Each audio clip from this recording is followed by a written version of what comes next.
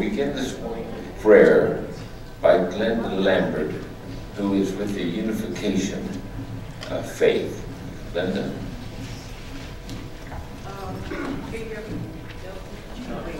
Let's bow our heads and we can then do. Our most heavenly Parent, we are so grateful that this morning we can all gather here together to truly bask in your love today.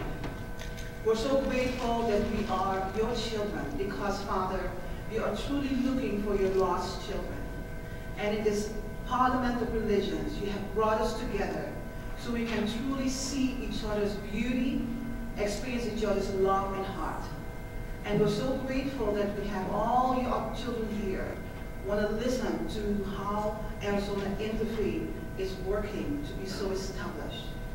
So as we're gathering here, please open our hearts and minds. Please open, Father, everything that you want us to listen to. And I ask you to please bless each person who will give a presentation.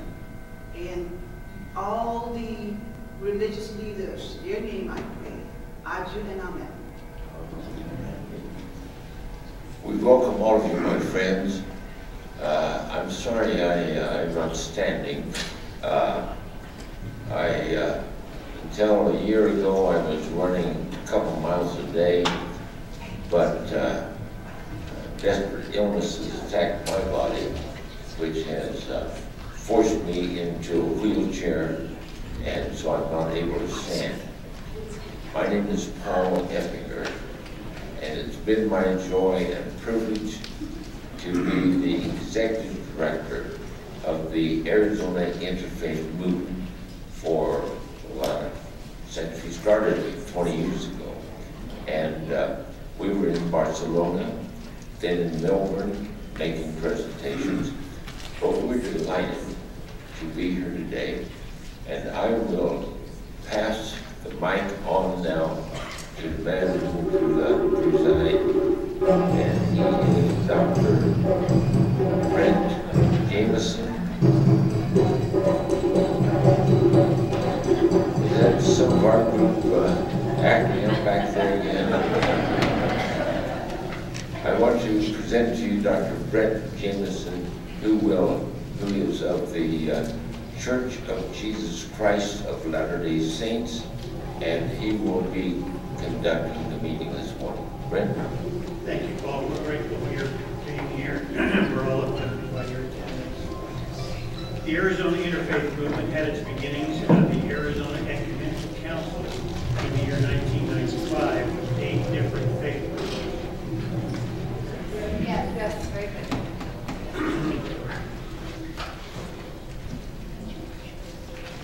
We began with 8 different faith groups: Christian, Catholic, and Protestant, Church of Jesus Christ of Latter-day Saints, Jewish, Islam, Baha'i, Hindu, and Buddhist.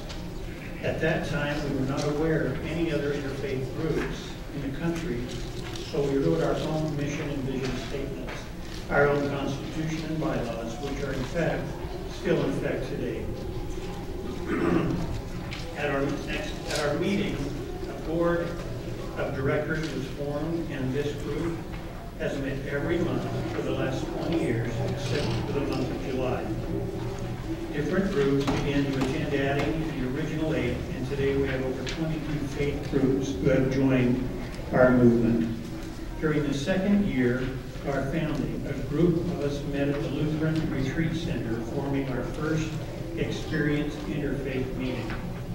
It was such an extraordinary experience that a year later we held an introductory rally to interfaith at the Hyatt Regency Hotel Ballroom in Phoenix. We didn't know how many would be in attendance, but when we arrived, there were 700 chairs in place.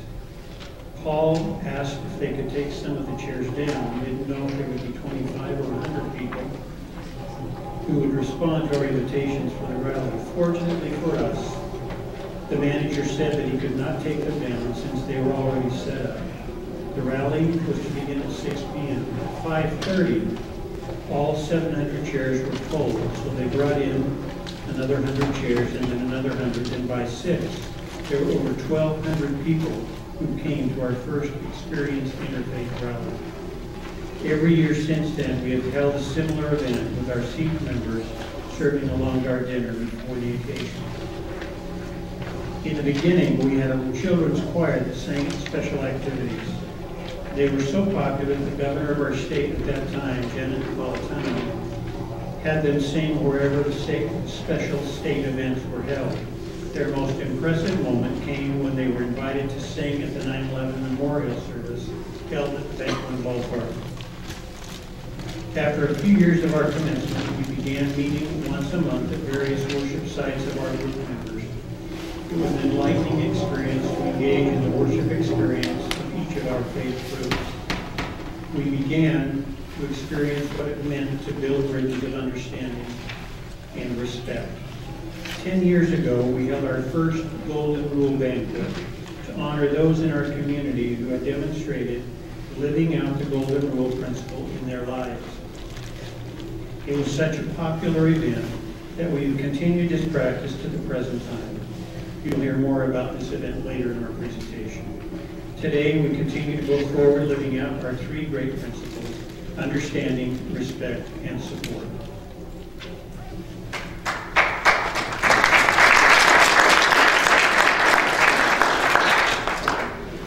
Hello, I'm Elizabeth Ersick, and I'm the higher ed representative on our Arizona Interfaith Board. Early on, we worked to develop a logo that was descriptive of our mission for the organization. We wanted bright colors so it would be noticed, and the idea of the collective people, all coming from the same source, was what we went with. The original picture was people in a circle reaching towards each other. Our logo artistically depicted this, and the colors didn't have any particular symbolism. Our message about our logo we could share. Do you see all the people standing around the earth, their heads, their arms reaching for each other? We're all part of a universal family. Coming from the same source, we want to build bridges, work together around the Golden Rule. Our objective is living the Golden Rule equals world peace. Our mission statement. This was an awesome process with our board that involved great leadership and reasoning skills.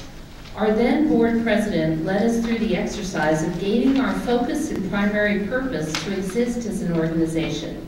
As you can see, we wanted to be inclusive of everyone as long as they desired to unite with our specific purpose, the implementation of the Golden Rule. And how would we do it? Through dialogue, education, service, and by employing use of the Golden Rule. It seems so simple, yet it is profound, specific and instructive, so we could maintain a focus and not go off on other tangents that would dilute our purpose or confuse who we are. These would be the kinds of things that would have confused our branding. Having this mission statement has helped us more than anything to keep true to why Arizona Interfaith Movement exists and has protected the organization from going in a direction that would have divided us or closed doors within our community before we could open them. The next is about our board membership. It was our desire to be inclusive, and the decision to have 2 voting members per faith was made so that no group would dominate. By inclusive, that meant the group needed to be going in the same direction as our mission statement and have a Golden Rule text for their faith. We have developed membership application for this purpose, and it's also in your handouts. Currently, we are starting to consider how many subgroups of major faiths should be represented, and I think that this is an indication of the growth of the movement and how integrated we are in our community. Early on in the days of the Arizona Interfaith Movement, our board members connected also in the business sector, and this is how we got our donations for the organization, especially to support our Golden Rule Awards banquet. This was our life in the early days. Currently, we have a strategic plan. We took our mission statement and from that developed goals and objectives. And what this did was to reinforce the brand. As you can imagine, having a board as large as ours, we are upwards of 24, if not more, members because of all the faith traditions we have. Many people come with wonderful ideas, and we need to have a way to figure out how it fits with this larger mission. And by asking people to articulate that and then to tell us what the needs are for it, we're able to keep us all, even with our multiple projects, working in the same direction. And that brings us to our annual retreat. Our annual retreat is one evening in August where we have a dinner, and so we also develop more fellowship in that regards. And then we work in our small groups according to these areas that we have as a strategic focus. And out of that meeting, we have a one-sheet form that everybody that has a good project idea can articulate it, tie it into our mission statement, and then also articulate, which is very important, our financial and human resource requirement for it. And from that, that is how we build our budget. So our budget actually is worked up from the bottom up with all the great ideas and then sorting out what we can accomplish that year. And I think we're on to the next person.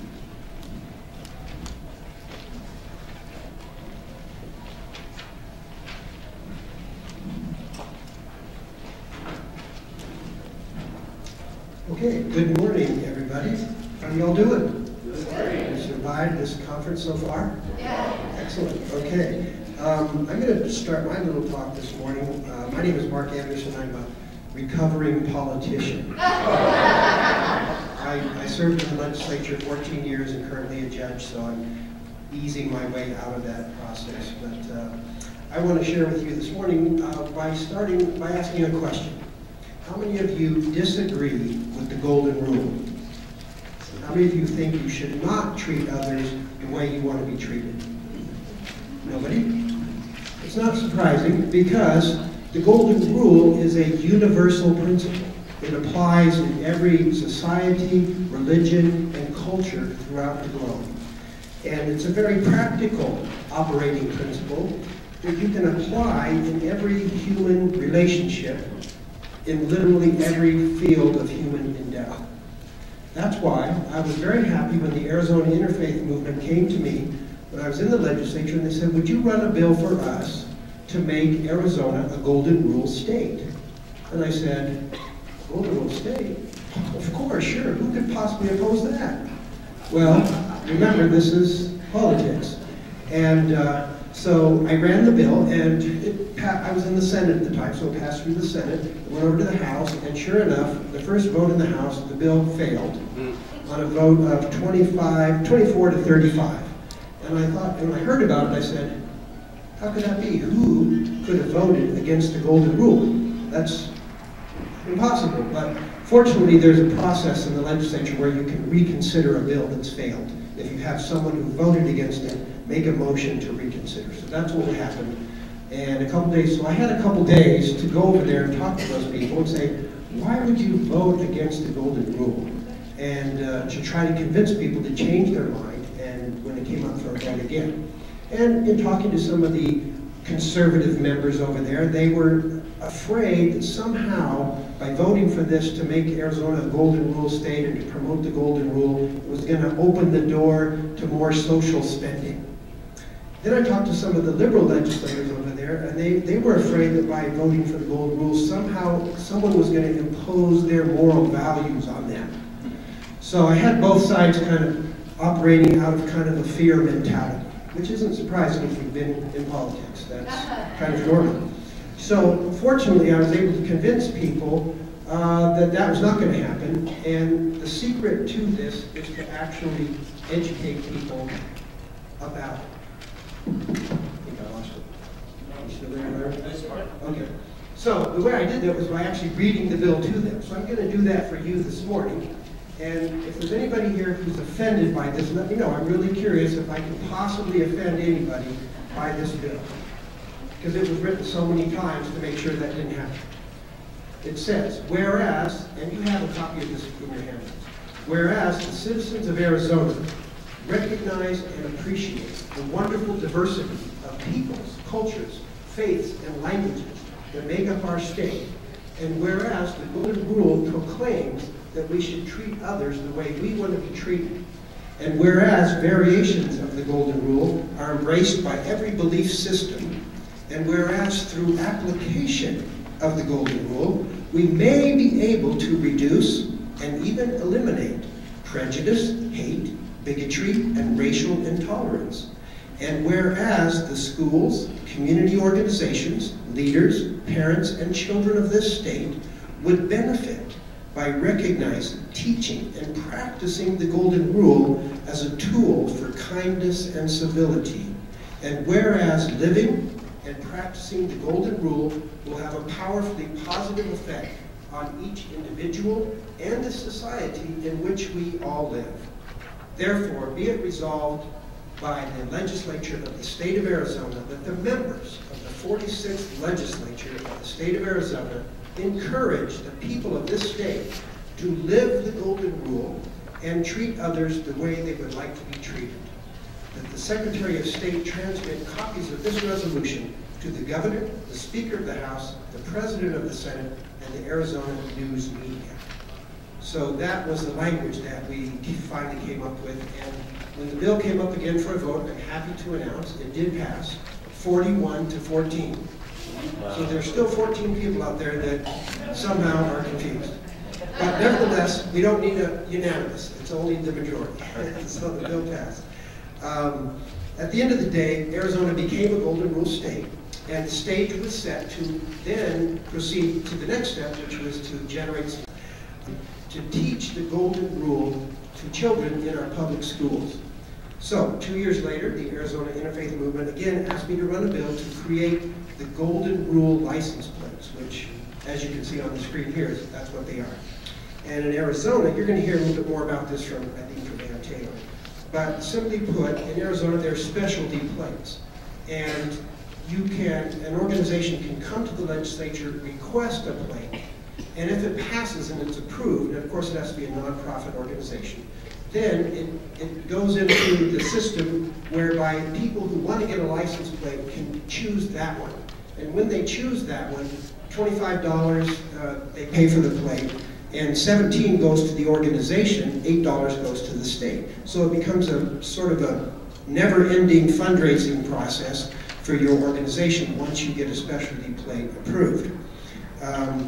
So the bill to create these license plates was a little easier. It passed 22 to 6 in the Senate and 44 to 8 in the House because members of the Arizona Interfaith Movement came down to the legislature and met with their legislators and other legislators and educated them as to what, first of all, what the Golden Rule is, which you would hope they would know, but and then also what the effect is going to be if we're able to get this Golden Rule license plates bills passed. So because of their efforts at the legislature, that's why this bill passed rather easily through the process.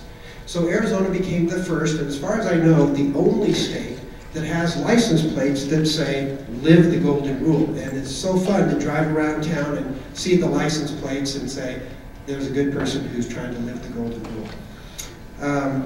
So if there's some of you from other states that would like to do this, I'd be happy to help and tell you more about it and assist you in the process if you feel that would be helpful.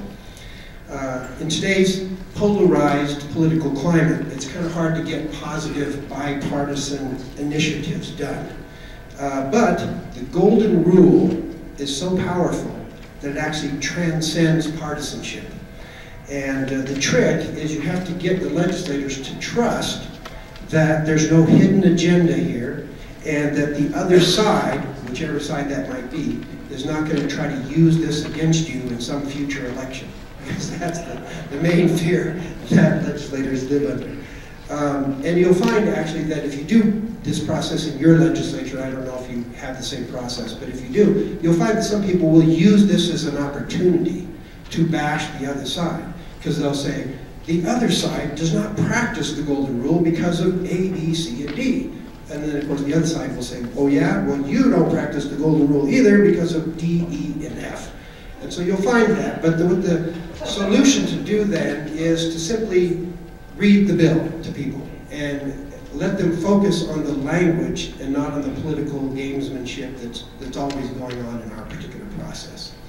So it can be done. And there's really no reason why all 50 states could not have a Golden Rule license plate to generate funding for the teaching and the promotion of the Golden Rule to our children. If that were to happen, do you think it would make a difference if in all the schools across the country, children were taught how to live and practice the Golden Rule? Do you think that would help? Yes. It would make a big difference. So the process of getting a law passed is a messy one. It kind of makes horse trading look respectable. But if you're willing to walk into these murky waters, then you can make a difference in your state or country. You're going to hear more about this, I think, following me about the license plates. But it's really, the credit should go to the leaders of the Arizona Interfaith Movement and those members who had the vision and the guts and who persevered in spite of these obstacles, many of which I didn't talk about today, to get this done for our state. Thank you very much.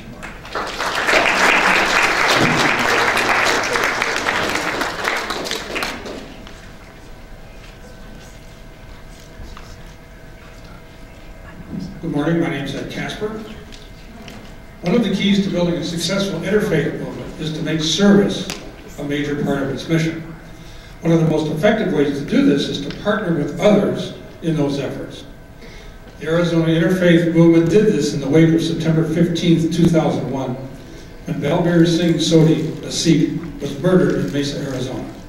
His brother Rana Sodhi tells his story.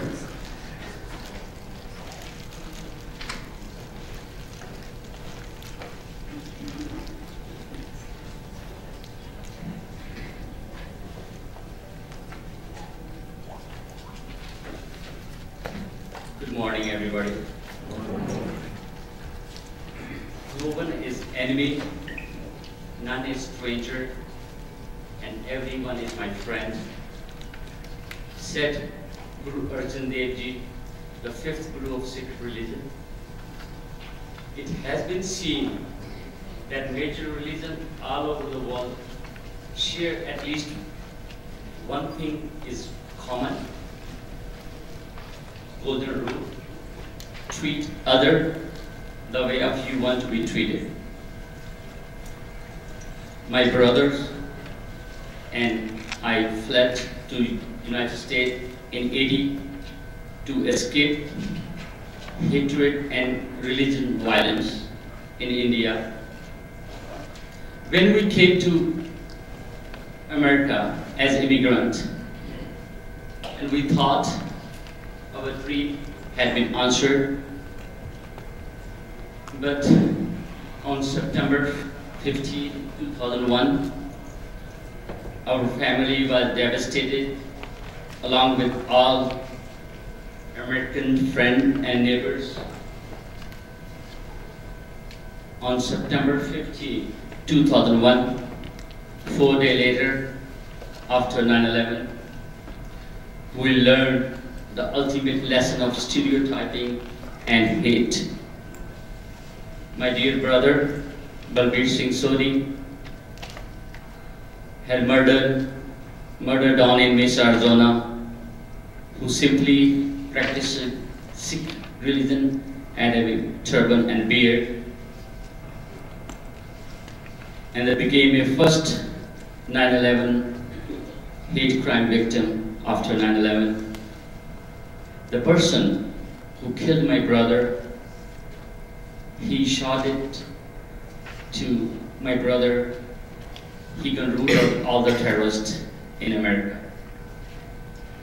And I got shocked and went to the deep depression because while I was in India, I heard about America, the country who represent freedom and diversity, had a citizen who can kill somebody because of their look, because of their religion. But I lost my brother. The love and support is keep my heart, and is keep in my heart the golden rule to we not seeking revenge back to anybody else. In fact, after 10 months later, I lost my other brother in San Francisco, California. I lost my two brothers in 10-month period with hate. But the interfaith community and the local community all over, not in Arizona, I have so much support and love. It's changed my life, and it's encouraged me to come out and speak out and educate more people in America. And I think before 9/11, I never thought I should involve with community so much. I don't used to be involved so much in the community. But with the loss of my two brothers, now I feel it's so important to be part of the community. And since that, Paul Appenger, my friend, I know him last 26 years.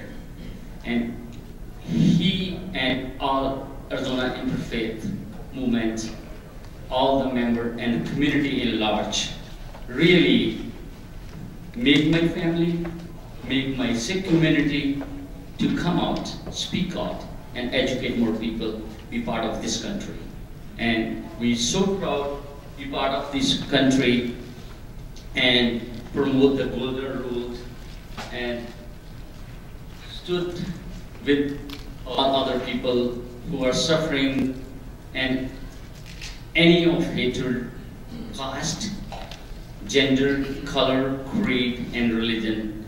And today, I believe it. This is everybody's responsibility. I feel that this is my responsibility, and also I'm going to do on my whole life to come out and speak out and tell my story. I feel that if I change one person in my life is worth it. If I save anybody, single person life, because when you lose loved one in your family, I know, with hate especially, and you know, it's very, very painful. But in future, I want to make this world hate-free with the support of all of you. Thank you very much.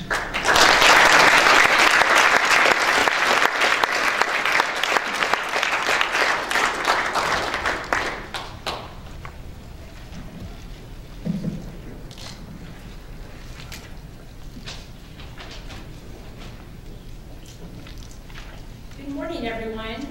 I'm Ann Taylor, and I get the privilege of telling you a little bit about our funding sources. And you'll be hearing some more. Can you hear me okay? Okay. You'll be hearing some more from people coming up about how many ways we have worked with the community to receive wonderful in-kind donations that help fund our work by lowering the cost for our events. But I'd like to share with you about our primary source of funding, our Golden Rule license plate. And I know that you've got it up there on the board. This is the real thing. This is one of Paul's plates. So I thought you'd like to see it. It initially started off with black lettering, but it couldn't be seen very well, so it got changed to the white lettering. As you know, the Golden Rule is a common thread among most religions and is a life principle for many secular groups. And it's really the heart and soul of our work. As former Senator Mark Anderson mentioned, the legislature passed a state resolution on May 13th, 2003, encouraging the citizens of Arizona to treat others as they'd like to be treated. And we still have a lot of work to be done. This really helped Darrell Anderson, who is our visionary initially of the Golden Rule, to touch the lives of everyone in the world with the Golden Rule to become true. And you'll see in your handouts the state resolution and some things that helped us to accomplish this for our state.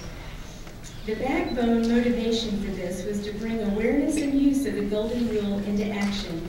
And we felt the best way to do this is to impact children.